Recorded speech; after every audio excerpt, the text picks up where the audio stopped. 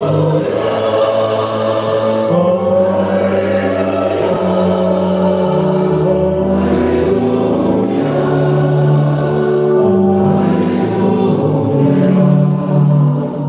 vous appelle, mes amis, dit le Seigneur, car tout ce que j'ai entendu de mon Père, je vous l'ai fait connaître.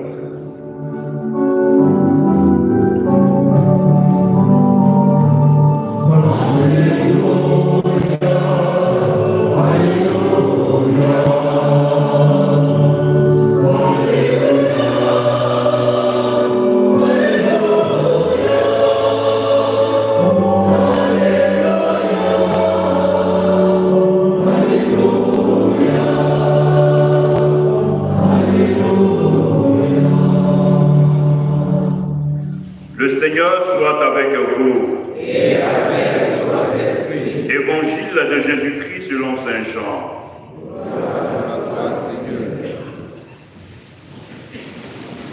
En ce temps-là, Jésus dit à ses disciples, « Mon commandement, le voici. Aimez-vous les uns les autres comme je vous ai aimés. Il n'y a pas de plus grand amour que de donner sa vie pour ceux qu'on aime. Vous êtes mes amis si vous faites ce que je vous commande. Je ne vous appelle plus serviteur, car le serviteur ne sait pas ce que fait son maître. Je vous appelle mes amis, car tout ce que j'ai entendu de mon Père, je vous l'ai fait connaître. Ce n'est pas vous qui m'avez choisi, c'est moi qui vous ai choisi et établi, afin que vous alliez, que vous portiez du fruit et que votre fruit demeure. Alors tout ce que vous demanderez au Père en mon nom, il vous le donnera. Voici ce que je vous commande, c'est de vous aimer les uns les autres. Acclamons la parole de Dieu. Louange à toi, Seigneur Jésus.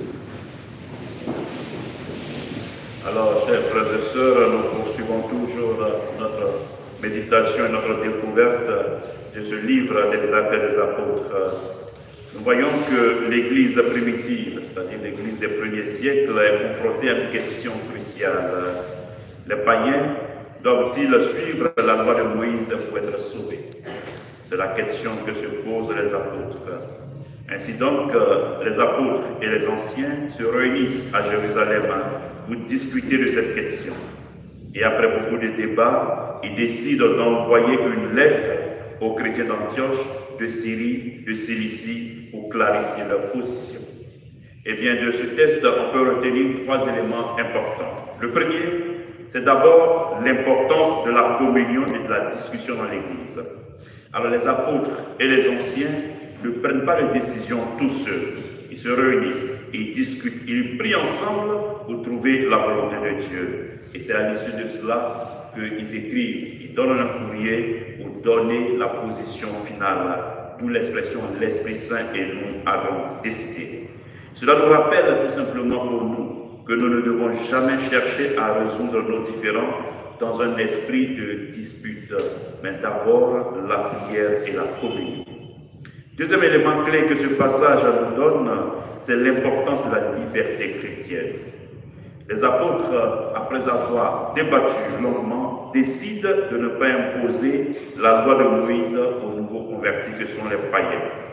En clair, cela signifie que suivre le Christ ou adhérer à la foi en Jésus-Christ, il est inutile d'accorder de lourds fardeaux, mais tout simplement vivre dans la liberté de l'esprit et de vivre la question de l'amour et de la charité.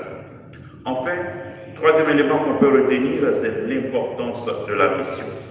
Les apôtres envoient Jude et Silas avec Paul et Barnabas pour porter la lettre et encourager les croyants qui vivent ces épreuves-là. Cela nous invite tout simplement à dire que tous, nous sommes des messagers de la bonne nouvelle, d'une bonne nouvelle qui nous libère et non qui nous engloutit. Car Jésus-Christ nous appelle désormais ses amis. Il voudrait que nous bénéficions de son intimité et de vivre de son amour.